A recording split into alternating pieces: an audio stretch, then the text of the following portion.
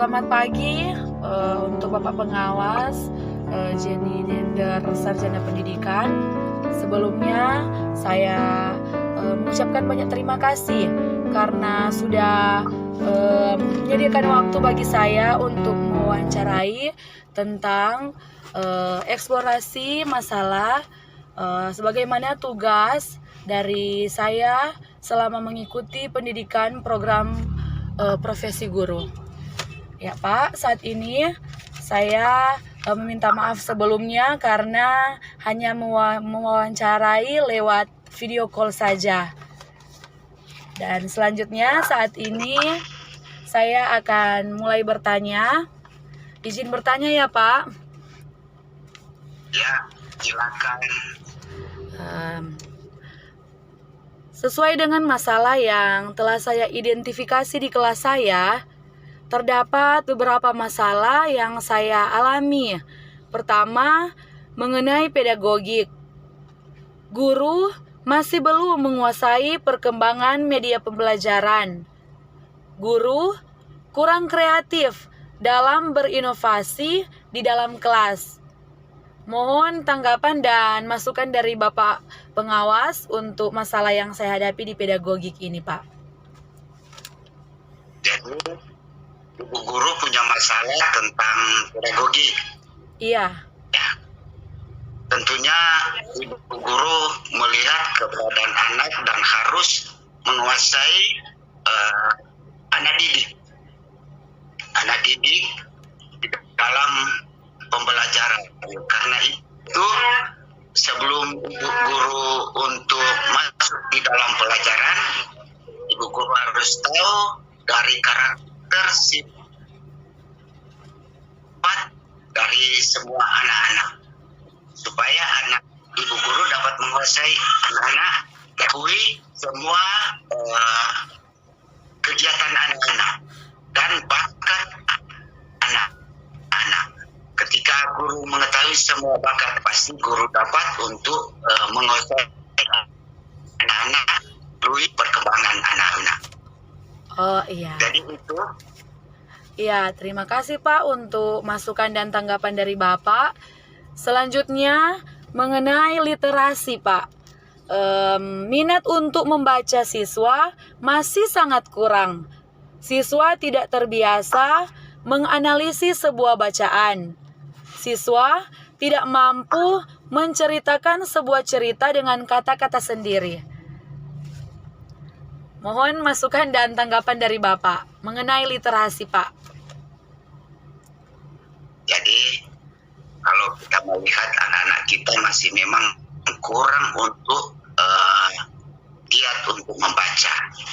Jadi, sebelum untuk masuk dalam pembelajaran, guru harus memberikan waktu 5 menit untuk anak-anak dapat membaca dengan pelajaran-pelajaran apa saja supaya anak-anak terbiasa untuk membaca. Boleh juga ibu guru mengambil waktu sebelum pulang, ibu guru ambil waktu 5 menit untuk anak-anak dapat membaca supaya kegiatan anak dapat membaca dapat dikembangkan terus. Jadi ibu guru harus setiap hari untuk mengambil waktu 5 menit untuk anak-anak membaca. Supaya anak-anak selalu ada kemauan membaca. Saya lihat anak-anak memang kurang kemauan untuk membaca karena anak-anak hanya membaca di rumah saja. Jadi berikan mereka waktu di rumah untuk ada waktu untuk membaca. Jangan cuma sampai di sekolah untuk membaca, tetapi ketika sampai di rumah mereka tidak pergi membaca. Jadi anak-anak akhirnya giat untuk membaca kurang. Iya. Jadi itu. Iya, terima kasih Pak untuk masukan yang sangat membangun bagi saya. Selanjutnya pertanyaan mengenai masalah yang saya hadapi mengenai numerasi Pak. Kurangnya pemahaman siswa dalam berhitung, pembagian dan perkalian.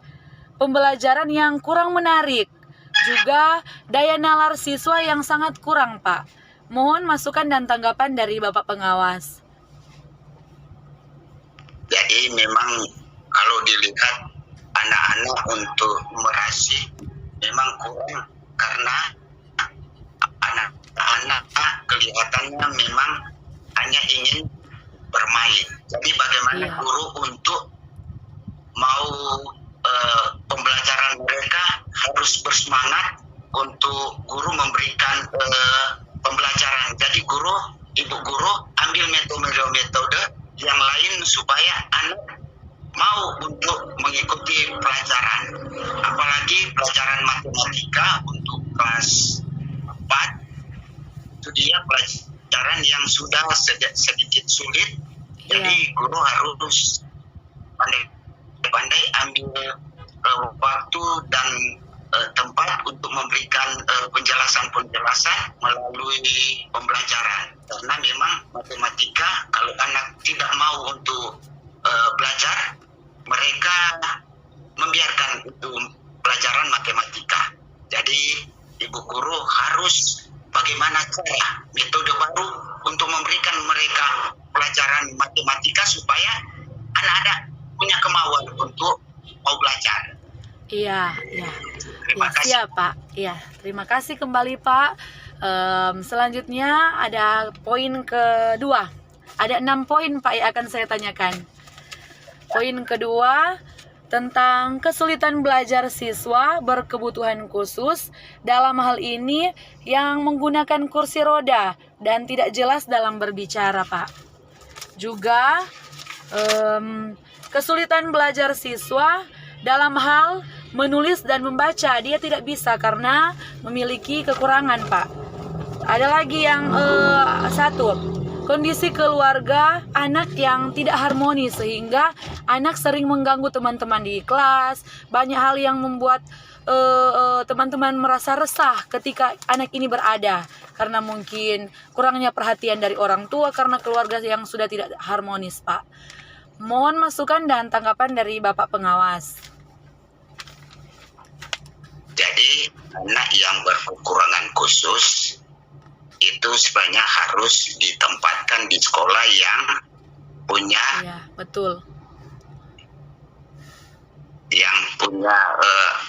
tempat untuk anak-anak sekolah. Tetapi dalam keadaan ini anak itu tidak bisa untuk ke tempat sekolah yang khusus karena jangkauannya jauh.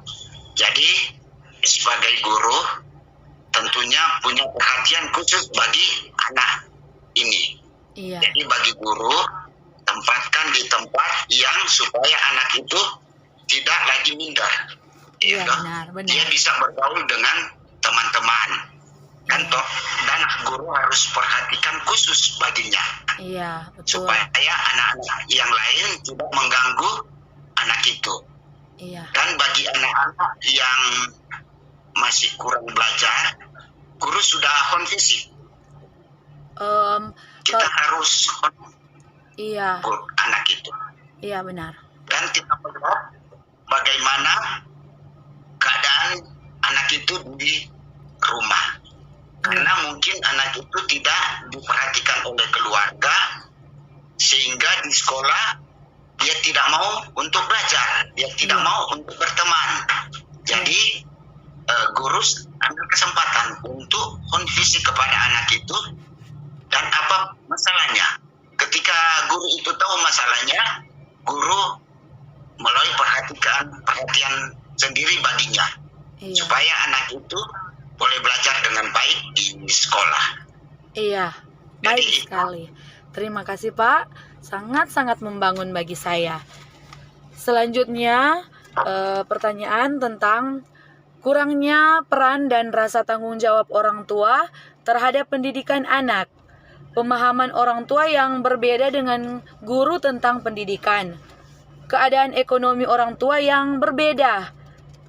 Orang tua yang sibuk bekerja dengan pekerjaannya. Mohon masukan dan tanggapan dari Bapak Pengawas. Jadi terima kasih. Memang keadaan sekarang orang tua berpikir anak-anak mereka dimasukkan di sekolah.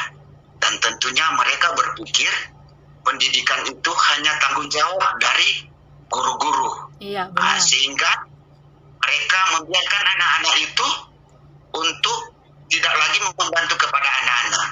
Mereka pikir pendidikan itu hanya guru. Iya. Jadi bagi guru harus kerjasama dengan komite dan orang tua. Karena tanggung jawab pendidikan itu bukan cuma guru, tetapi orang tua, komite, dan pemerintah. Iya. Perlu juga kalau keadaan guru orang tua seperti itu, kita boleh laporkan kepada pemerintah karena mungkin juga guru sudah tidak lagi mampu untuk mengatasi anak itu karena sedangkan orang tuanya sudah tidak perhatikan lagi kepada anak mereka. Benar. Sehingga kita boleh kerjasama dengan pemerintah. Sehingga kalau kita kerjasama dengan pemerintah, pemerintah boleh turun tangan dan Iya. boleh diperintahkan kepada anak-anak, boleh harus jam sekolah ada di sekolah. Nah, itu Iya. bisa membantu kita guru-guru di sekolah. Iya, benar. Ya, terima kasih juga Pak. Masukan yang sangat membangun bagi saya. Selanjutnya, poin keempat, kurangnya penerapan model-model pembelajaran inovatif. Pemahaman tentang model pembelajaran masih kurang. Guru tidak mau direpotkan dengan penggunaan model pembelajaran yang baru. Mohon masukan dan tanggapan dari Bapak Pengawas. Ya, memang saat ini guru-guru sudah terbuai dengan keadaan biasa-biasa saja, tidak mau maju. Padahal zaman sekarang untuk pembelajaran semakin mudah. Itu dikatakan pembelajaran kurikulum merdeka. Iya. Karena itu dia dibebaskan kepada guru-guru untuk mengembangkan sendiri model-model pembelajaran. Iya. Tetapi guru-guru juga tidak mau kreatif untuk melihat keadaan. Dimanapun saja kita boleh belajar. Di Iya. pasar, di kebun, di halaman, di mana Iya. saja kita boleh belajar. Dan itu tergantung dari guru. Jadi guru itu tidak diam. Iya. Dia harus cari cara belajar yang baik, efektif, supaya ada kemajuan. Apalagi dalam sistem IT sekarang. Jangan kita ketinggalan. Karena kalau kita ketinggalan, anak-anak yang akan lebih pandai daripada guru itu sendiri. Iya. Karena bisa saja anak-anak sudah dapat pelajaran melalui buku-buku, melalui media-media. Sekarang punya media-media besar. Jadi itu yang guru harus perhatikan sekarang. Dia harus maju, bukan dia harus mundur. Iya. Jangan yang murid yang maju. Jadi itu dia. Ya, terima kasih. Selanjutnya, poin kelima, kurangnya pemahaman pembuatan soal HOTS, kemampuan menyusun rancangan pembelajaran yang masih kurang. Ketiga, miskonsepsi materi pelajaran, khususnya matematika, yang diterima oleh siswa. Mohon masukan dan tanggapan dari Bapak Pengawas. Jadi pelajaran sekarang guru-guru harus membuat pelajaran jangan seperti yang lalu-lalu untuk membuat soal-soal yang mudah-mudah dan soal-soal yang tidak lagi relevan. Jadi sekarang kita buat soal yang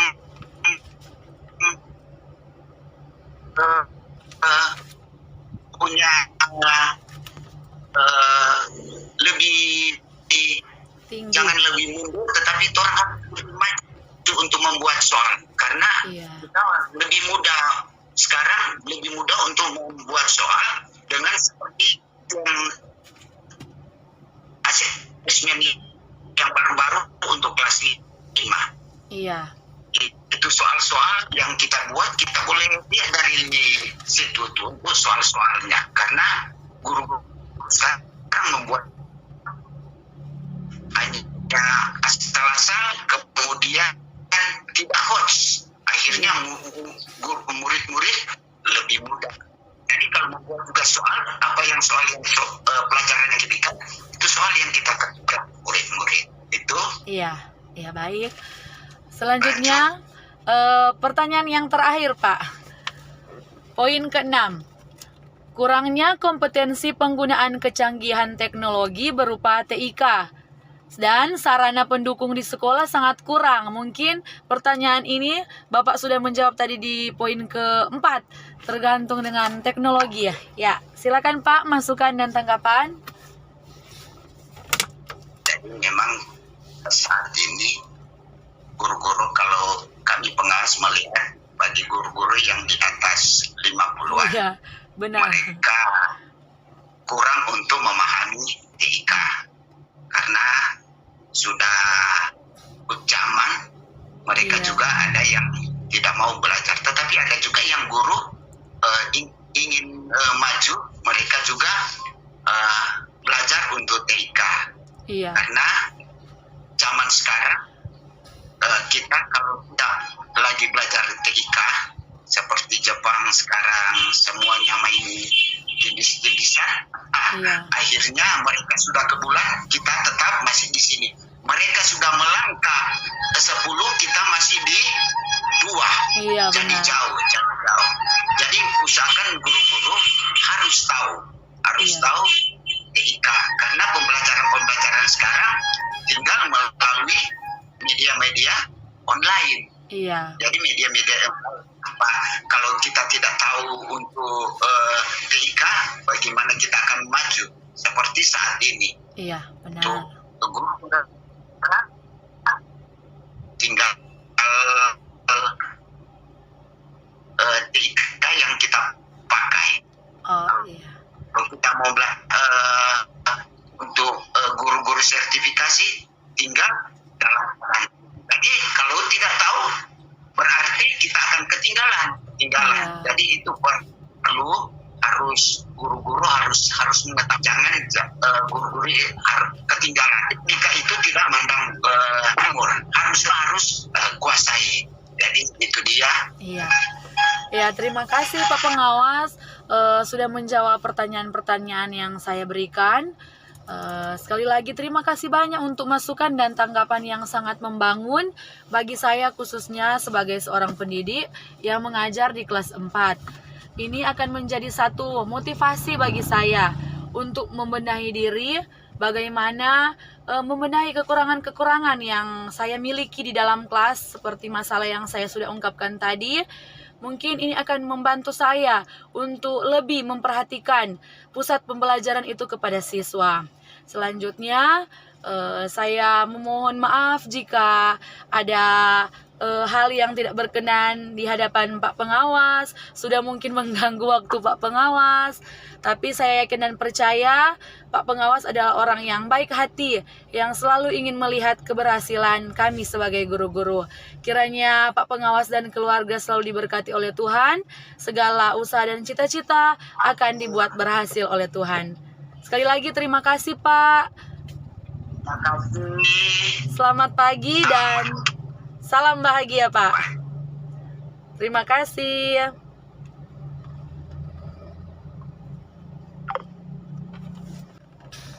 Tuhan tidak rekam. Oh Yesus. Aku mati full na memori. Foto itu tadi lihat ada scene tuh di sini tidak mau muncul cuma suara terekam ya.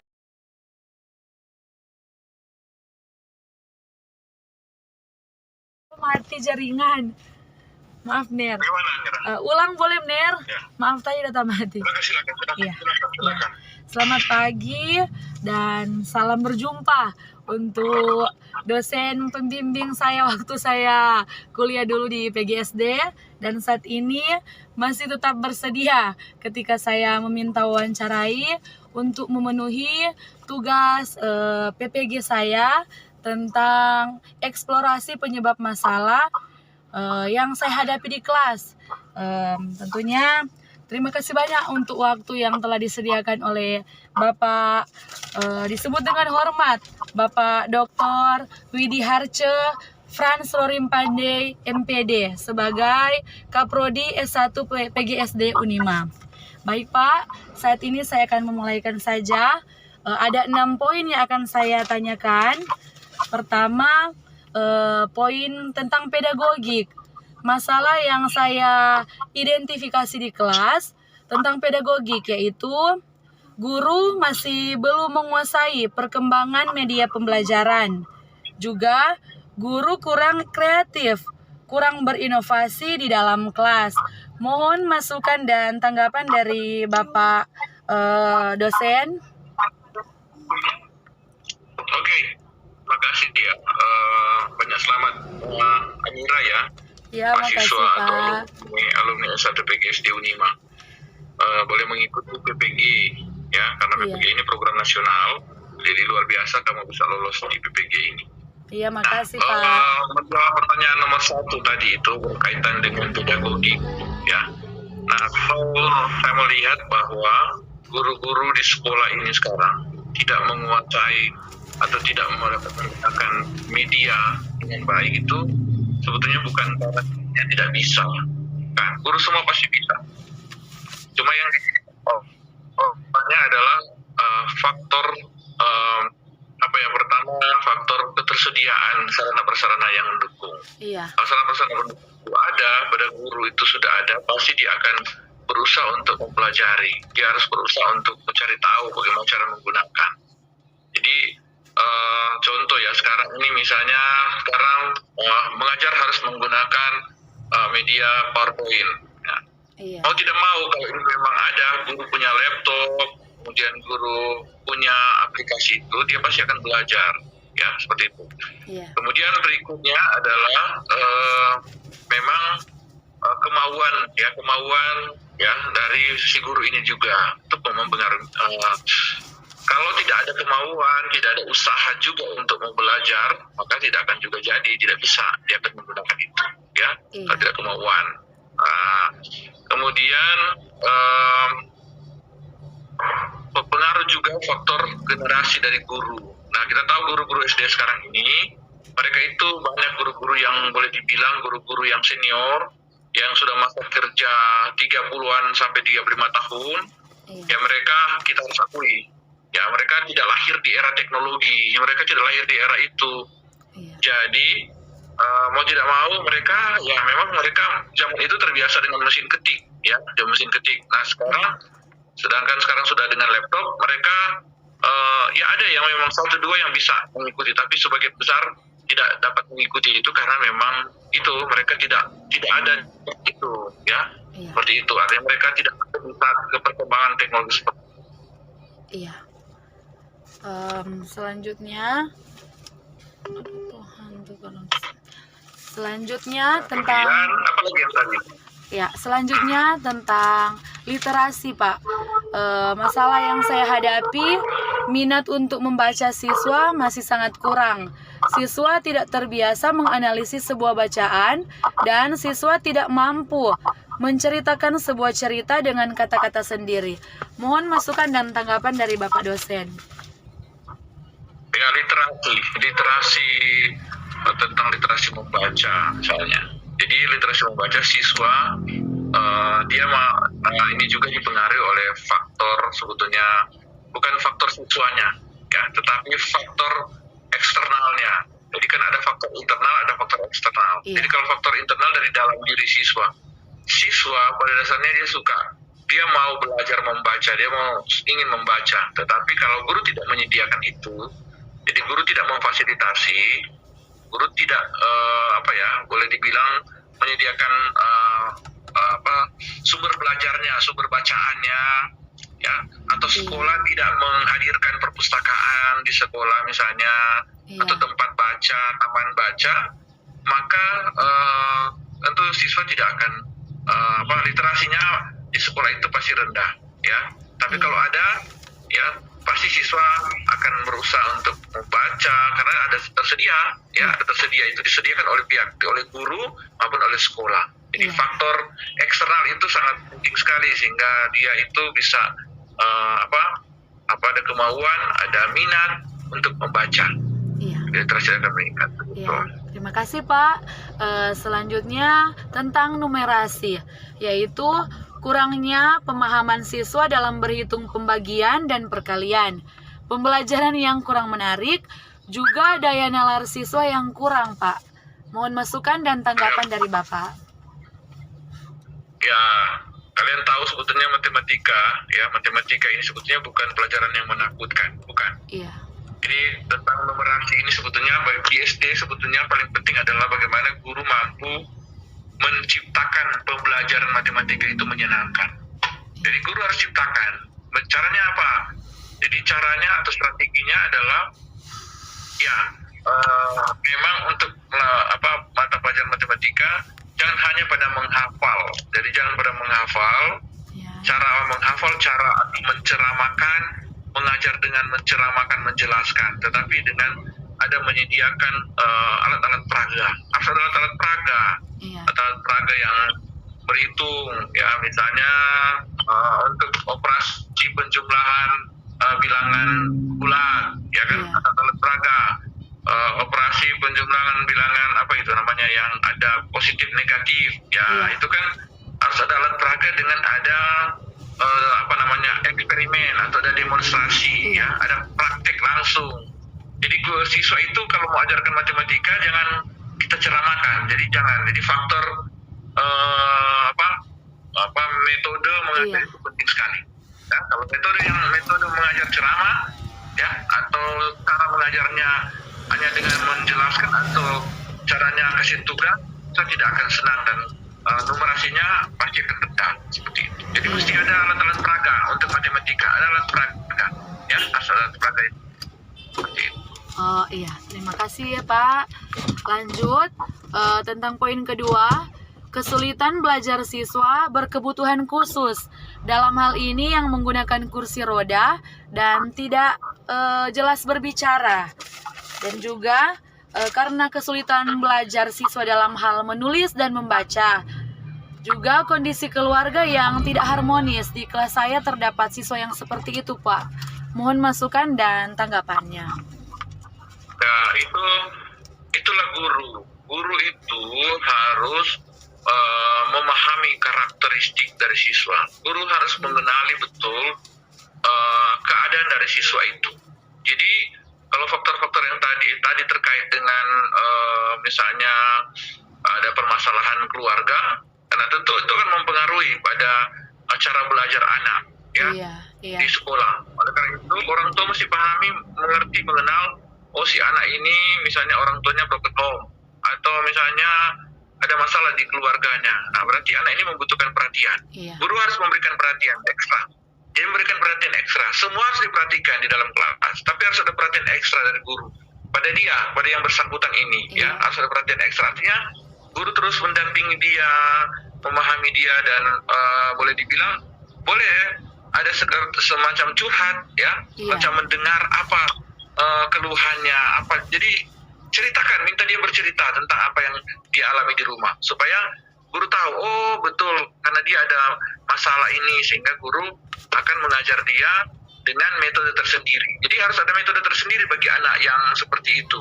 Kemudian Iya. anak yang berkebutuhan khusus, anak yang berkebutuhan itu juga sama, guru harus pahami dan guru memang harus ada ekstra perhatian, memberi perhatian ekstra, Iya. bimbingan ekstra. Bimbingan ekstra itu artinya ada plusnya. Jadi kalau yang lain dibimbing 1 kali, dia dibimbing 2 kali, 3 kali, itu maksudnya ekstra. Jadi harus Iya. ada pembimbingan lebih, tambahan waktu untuk dia, perhatian. Ya, Iya. jadi jangan marah. Anak-anak seperti itu mudah, misalnya perasaannya mudah boleh dibilang tersinggung, mudah menangis, mudah sedih. Nah, jadi guru harus sabar. Kemudian harus ada kesabaran. Ya, guru harus sabar untuk melihat anak-anak seperti itu.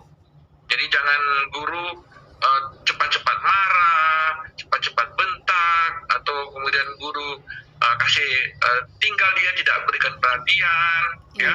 Iya. Jadi kalau misalnya ada tugas yang diberikan kepada teman-teman yang lain, dia diberikan tugas sendiri untuk bagaimana supaya dia tahu untuk mengerjakan itu. Ada tugas khusus untuk dia. Nah, seperti itu.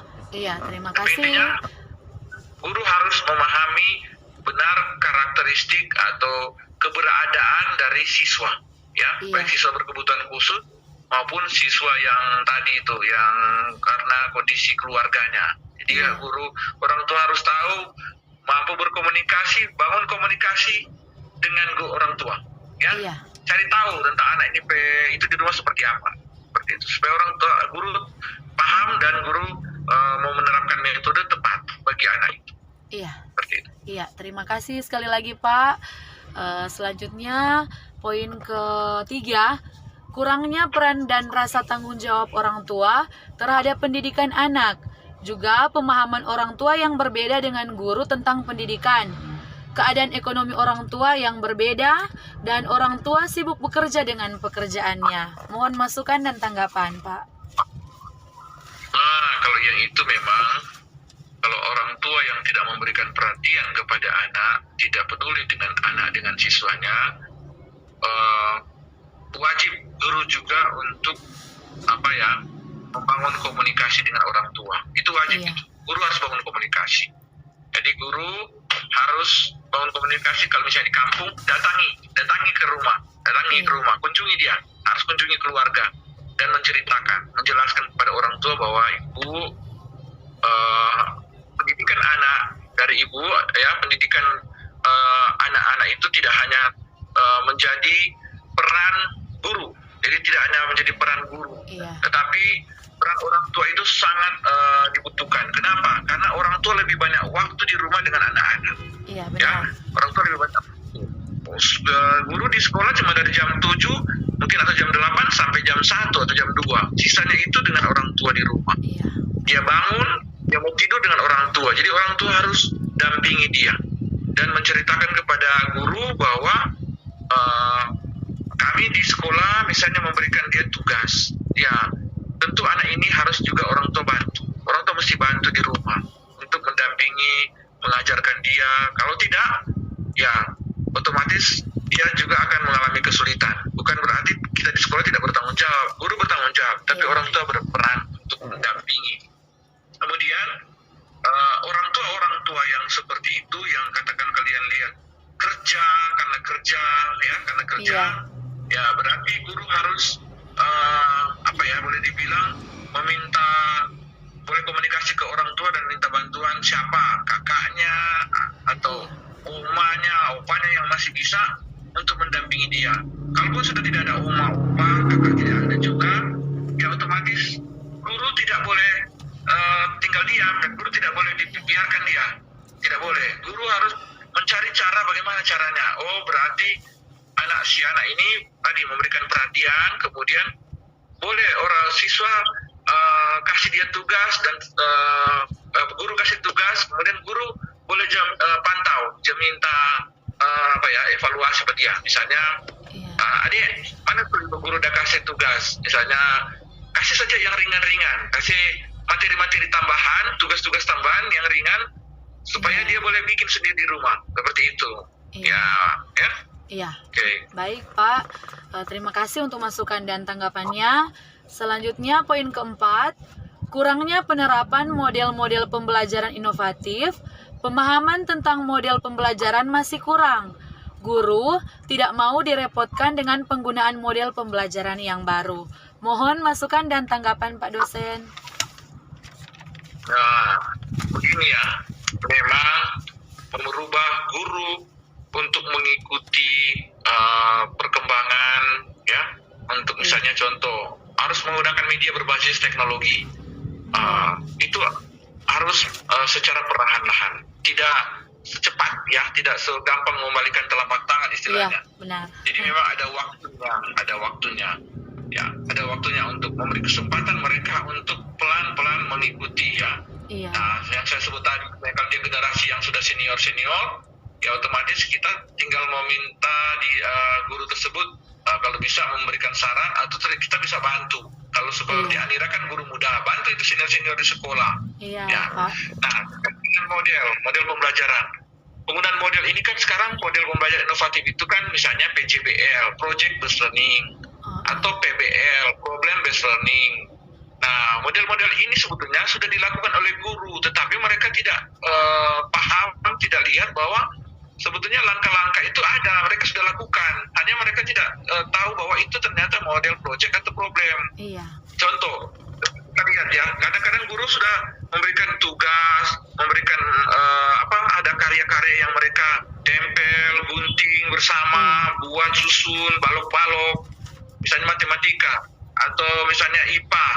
Sebetulnya itu sudah merupakan project, tetapi guru tidak menyadari bahwa itu project based learning. Nah, problem based learning, guru buat diskusi, guru kadang suruh mengamati gambar, kemudian mereka menjelaskan, itu kan problem based learning, berbasis masalah. Nah, namun guru memang harus akui, kebanyakan guru kita itu masih lebih merasa enak, nyaman, ceramah. Ya, semua mengatakan itu mereka merasa nyaman ceramah. Nah, padahal kalau hanya berceramah pada anak-anak generasi sekarang itu, yang anak-anak sekarang ya, yang sudah dengan gadget, ya, tidak akan maksimal lagi, tidak akan efektif lagi. Ya, coba lihat, Anira coba lihat sendiri di sekolah kalau hanya berceramah, apakah mereka terkonsentrasi, fokus? Mereka sudah mulai mata ke sana kemari. Nah, benar. jadi kita mesti lihat, ya, oh ternyata project itu, makanya kalau project based learning, pembelajaran inovatif, harus ada project, ada kegiatan yang mesti mereka buat. Jadi bikin kegiatan di kelompok-kelompok. Apakah mereka mau mau eksperimen, membuktikan misalnya tentang isolator dan konduktor, misalnya membuktikan tentang apalagi wujud zat, perubahan-perubahan zat, sediakan semua itu. Nah, makanya guru sekarang itu adalah fasilitator, memfasilitasi itu. Fasilitasi sediakan supaya mereka ada kesibukan, ada kegiatan. Itu namanya project. Mereka senang. Tidak hanya guru menjelaskan terus. Ya, hilangkan itu. Ya, atau kurangi yang menjelaskan, bukan hilangkan, maaf ya. Kurangi lebih banyak pada mereka membuat project. Kemudian problem based learning. Mereka pada lebih banyak, makanya guru harus sedia gambar yang menarik. Sekarang pakai itu PowerPoint, pakai itu YouTube sebagai video-video yang untuk pembelajaran. Minta mereka untuk menonton, minta mereka untuk mengamati. Itu mereka senang. Coba kita lihat mereka sekarang dengan gadget kan. Coba, jadi kita harus sediakan itu. Ya, seperti itu Anita. Iya, makasih Mener. Selanjutnya poin kelima, kurangnya pemahaman pembuatan soal HOTS.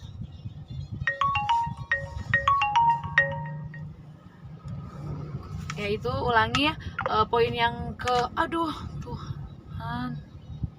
mati. Poin yang kelima tentang kurangnya pemahaman pembuatan soal HOTS, kemampuan menyusun rancangan pembelajaran yang masih kurang, miskonsepsi materi pelajaran, khususnya matematika yang diterima oleh siswa. Itu Mener, masukan dan tanggapannya. Ya, kalau itu soal HOTS memang bagi guru sekarang ini mereka merasa bahwa itu hal yang sulit sekarang ya, HOTS. Padahal sebetulnya tidak. Jadi HOTS itu kan higher order thinking skill atau keterampilan berpikir tingkat tinggi. Jadi siswa di kelas rendah maupun kelas tinggi sudah diperbiasakan mereka dalam pembelajaran atau dalam rancangan pembelajaran itu, ya, makanya langkah-langkah pembelajaran itu ada pada PJBL dan PBL, ada pada project dan PBL. Mereka itu sudah diajarkan untuk mampu berpikir kritis, ya, berpikir analisis. Jadi segala sesuatu jangan kita bertanya, guru coba sebutkan 5 sila pada Pancasila. Jadi hanya pada sebutkan ibu kota provinsi Sulawesi Utara, sebutkan pusat kota Minahasa Selatan. Jadi cuma sebutkan. Ya, tapi kita bertanya, kita memberikan pertanyaan-pertanyaan yang membuat anak itu berpikir. Misalnya, kalau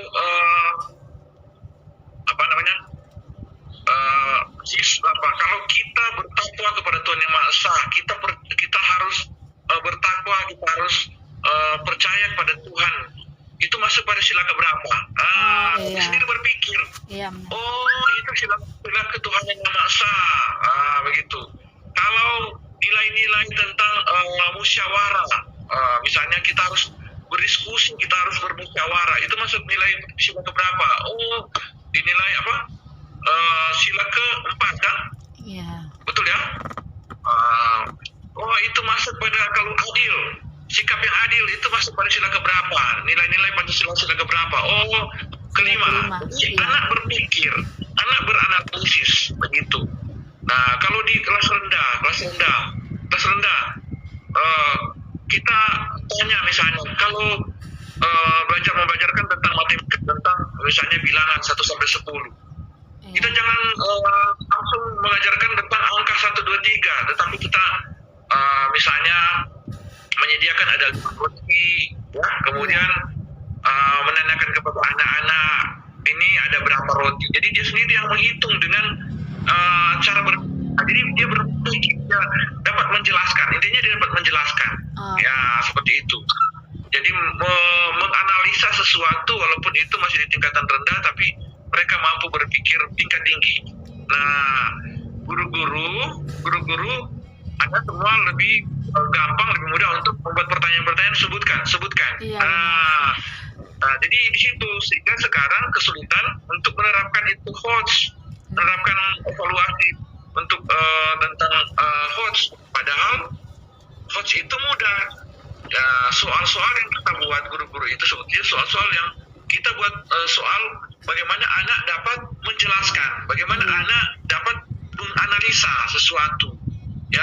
Jadi kalau tanya tentang peristiwa alam, nah itu kalau misalnya terjadi hujan itu seperti apa? Dia menceritakan, oh ada mendung, ada apa. Jadi membuat dia menceritakan, mendefinisikan sesuatu sesuai dengan cara berpikirnya. Seperti itu. Jadi di situ guru kesulitan menerapkan HOTS. Yang pertama memang guru pengetahuan tentang HOTS itu masih kurang. Iya, Ya, benar. pengetahuan guru tentang apa itu HOTS itu masih kurang. Kedua, guru belum ada ada usaha untuk ya setelah sudah tahu tapi belum ada usaha untuk menerapkan itu di SD. Mereka masih boleh dibilang zona nyaman. Oh, bikin saja soal gampang, sebutkan. Jadi ya terbawa dengan apa yang sudah cara-cara yang dia lakukan selama ini. Tidak mau keluar dari zona aman. Seperti itu. Ya. Terima kasih Mner, masukan dan tanggapan yang sangat membangun bagi saya. Selanjutnya, poin ke-6, poin terakhir Mner, kurangnya kompetensi penggunaan kecanggihan teknologi berupa TIK dan sarana pendukung di sekolah kurang. Mohon masukan dan tanggapannya. Ya, jadi tadi itu kurangnya penggunaan itu teknologi itu sama dengan saya jelaskan tadi. Jadi memang kita akui untuk menggunakan teknologi ini tentu tidak hanya dari usaha guru, tetapi pihak sekolah juga harus menyediakan sarana ini. Ya, pihak sekolah harus menyediakan, atau tentu bukan kepala sekolahnya, pasti lewat dinas pendidikan. Ya, pemerintah kabupaten atau pemerintah provinsi, pemerintah kota, mereka yang harus menyediakan itu untuk sarana prasarana. Karena kalau kita, kemudian begini, kita tidak bisa undur lagi ke belakang. Ya, bukan karena COVID kita melakukan pembelajaran berbasis TIK, pakai Zoom, pakai Google Meet, atau pakai aplikasi-aplikasi lain. Tidak, tapi kita sudah ada di era perkembangan teknologi. Jadi mau tidak mau harus berusaha. Jadi guru harus berusaha menggunakan TIK. Ya, kalau sekolah belum menyediakan, guru harus berusaha untuk bagaimana dulu dia pinjam, misalnya tidak ada LCD, dia harus pinjam dulu, pinjam. Itu kemarin ada mahasiswa saya yang PPG di daerah Tondano, kasihan dia harus pinjam di gereja. Dia pinjam di gereja untuk supaya ada. Ya, jadi guru harus begitu.